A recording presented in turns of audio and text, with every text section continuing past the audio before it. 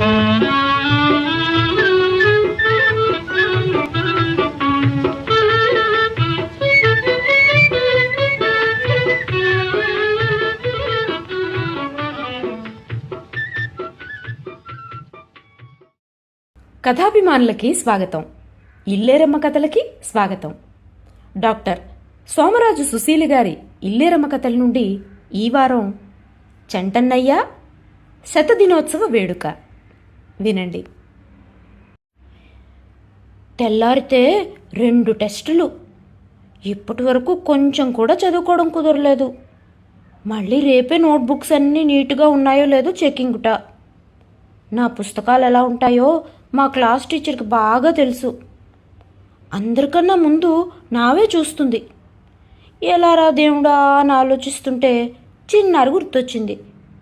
దానితో మంచిగా ఉండాలే కానీ ఎంత పనైనా చేసేస్తుంది. మా అమ్మవిగా మా తల్లివిగా అని అడగాలి.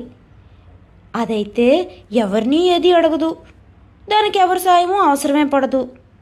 నాకైతే ఎవరి సాయం అన్నా అడగడానికి బాధ లేదు, ఎవరి పనన్నా చేసి పెట్టడానికి బాధ లేదు. అమ్మ అంటుంది, నువ్వన్నీ నేలకు పోయేవి నెత్తికి పాముకుంటావు కాబట్టి ఊరందరి సాయము కావాల్సి వస్తుంది, అందరికీ ఏం అవసరం అని. చిన్నారి నా పుస్తకాలన్నీ చెక్ చేసి అట్టలు మారుస్తోంది. నేనేమో 2 పోయమ్స్ నేర్చుకుంటున్నా. ఇంతలోకి దిగబడ్డాడు చంటనయ్య. అదే ప్రభాకరం అన్నయ్య వాళ్ళ తమ్ముడు.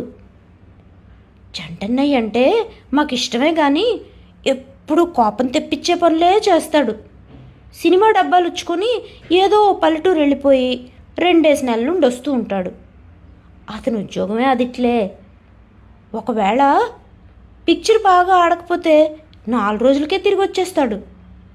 ఇంకా వచ్చాడంటే అన్నీ సినిమా కబుర్లే. ఏ సినిమా ఎప్పుడు వస్తుందో, ఏ హీరోయిన్ కొత్త కారు కొనుక్కుందో, ఏ షూటింగ్లో ఎవరెవరు దెబ్బలాడుకున్నారో అన్ని కళ్ళతో చూసినట్లు చెప్తాడు. పైగా రైల్లో వస్తుంటే ఎస్వి రంగారావు పలకరించాడని ఇలా అన్నీ కోతలే. కానీ నాకు సినిమా కబుర్లు అంటే చచ్చే ఇష్టం. అన్నీ నిజాలే అనుకుని వినడం ఎందుకు? అబద్ధాలని తెలిసి సరదాకి వినకూడదా? తను వచ్చాడని తెలిస్తే నాన్న అమ్మను కేకలేస్తారు. వీడొస్తే పిల్లల చదువులు గుంట కట్టి గంట వాయించడమే, అందరూ తలో సినిమా డబ్బాతో తిరగాలి అని. ఏదోలే పాపం పిల్లలతో ఆడుకోవడానికి వస్తాడని సగం సార్లు చంటన్నయ్య వచ్చినట్లు అమ్మ నాన్నకి చెప్పనే చెప్పదు. వాళ్ళ కంపెనీ సినిమాలు తడవకి 2-3 అన్నా బెజవాడలో ఎప్పుడూ ఆడుతూ ఉంటాయిగా. ఇంకా రేపో మాపో సినిమా మార్చేస్తారనగా హాలు ఖాళీగా ఉంటుంది కదా. అప్పుడు మాకు ఫ్రీ పాసులు తెచ్చిస్తాడు వాళ్ళ మేనేజర్ని అడిగి. అలా లేకిగా ఫ్రీ పాసుల కోసం దేబరించడం తప్పని అమ్మ కోప్పడుతుంది కానీ అందులో లేఖతనం ఏమిటో నాకు అర్థమే కాదు. ఎలాగూ హాల్ వాడికి సినిమా ఆడక తప్పదు కదా. ఖాళీ సీట్లలో మేము కూర్చుంటే సినిమా హాల్ వాడికి వచ్చిన నష్టమే ఉంటుంది. మనం టికెట్ కొనలేదని ఎవరికన్నా ఎందుకు తెలుస్తుంది? ఏంటో అమ్మకు అన్నీ అర్థం లేని ఆలోచనలు. నేను చిన్నారి చంటన్నయ్యని చూసి కూడా చూడనట్లుగా నటిస్తూ తలుంచుకుని మా పనిలో మేమున్నాం. అసలు ఎందుకు మాట్లాడాలట ఓ పక్క ఒళ్ళు మండిపోతుంటే. పిన్నేదే సుశీల అని అడిగాడు. వెళ్ళి వెతుక్కో, ఎందుకు వచ్చావు అసలుకి అని అడిగా. పిన్ని నన్ను రమ్మందిట, సావిత్రోదని చెప్పింది అన్నాడు. ఏమన్నా గారెలుండి మూతెట్టి తినడానికి రమ్మందనుకున్నావా? వెళ్ళిపో, మాకు కనపడకు, నీతో మాట్లాడితే మహాపాపం అని ఇద్దరం ఒక్కసారిగా కోపంగా అరిచాం. ఇందు బుజ్జి మీద పడి బాధడం మొదలెట్టారు. చచ్చాను రే తల్లులారా, ఎందుకర్రా బాబు నా మీద కోపం? వాళ్ళని ఆపమని చెప్పవే సుశీలమ్మ తల్లి అని గోల పెట్టాడు. ఆపండే అనగానే వాళ్ళిద్దరూ ఆపేశారు బాధడం. ఏం చేశావా? నీకు అసలు జ్ఞాపకం కూడా లేదన్నమాట. పోనీ గారెల పిండి వంటంటే జ్ఞాపకం వస్తుందేమో. ఆ వేళ వెళ్ళేటప్పుడు ఎంత ఆశ పెట్టావు. లక్ష్మీ టాకీస్లో జయసింహ్ సినిమాకి పాసులు తీసుకొస్తాను, మా నలుగురిని రెడీగా ఉండమన్నావా లేదా? మేమంతా పిచ్చాళ్ళలాగా ఇస్త్రీ బట్టలు వేసుకొని రెడీ అయిపోయి ఎంతసేపు ఎదురు చూసామో. వాడి మాటలు నమ్మమని మీకెవరు చెప్పారు అంటూ అమ్మ నవ్వడం. ఈసారి నీకు మంచినీళ్ళు కూడా ఈనియం.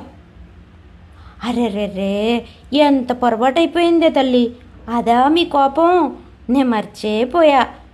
ఆ వేళ ఆఫీస్కి వెళ్ళగానే డబ్బాలు ఉచ్చుకొని కంచిచర్లు పోమన్నారు. పిక్చర్ ఏం బాగా పోలా. ఒక్క 50 రూపాయలు కూడా రాలా. ఎవరికి? నీకా? అవును, నాకే మరి. హౌస్ఫుల్ అయితే కదా నాకు 4 రూపాయలు వచ్చేది, మధ్యలో కుర్చీలు వేయించడానికి పర్మిషన్ ఇచ్చి. అసలు హాలే నిండకపోతే పై డబ్బులేం వస్తాయి? మంచి పని అయింది. అసలు నీ మొహం చూస్తేనే తెలుస్తోంది పిక్చర్ ఆడలేదని. మమ్మల్ని మోసం చేసి మొహం తప్పిస్తే ఏమవుతుంది మరి? ఇంక తిట్టకండే తల్లి. సినిమాదేముంది, టికెట్ కొనుక్కునైనా చూడొచ్చు. ఈ ఆదివారం శతదినోత్సవం చేస్తున్నారు. ఎంత దర్జాగా ఉంటుందో. శ్రీరంజన్ వస్తుంది, రామారావు వస్తాడు. నే అడిగా, అంజలిది వస్తుందా? ఆవిడ రాకపోతే శతదినోత్సవం ఏమిటి? బోల్డ్ మంది పోలీసులు వస్తారు తెలుసా? వాళ్ళెందుకు మధ్యలో? శతదినోత్సవం చూద్దామని వచ్చిన వాళ్ళని తన్నెందుకు? చిన్నారి అందుకుంది ఎక్కిరిస్తూ. అలాగే నవ్వండి. రేపు పాసులు తెచ్చాక మీరే మళ్ళీ నా వెంట పడతారు. ఇంతలోకి అమ్మ వచ్చింది. ఏరా చంటి, ఆ వేళ వీళ్ళు నా ప్రాణం తోడేశారు. ఓసారి చూసిన సినిమాయే కదర్రా అన్నా విన్నారా?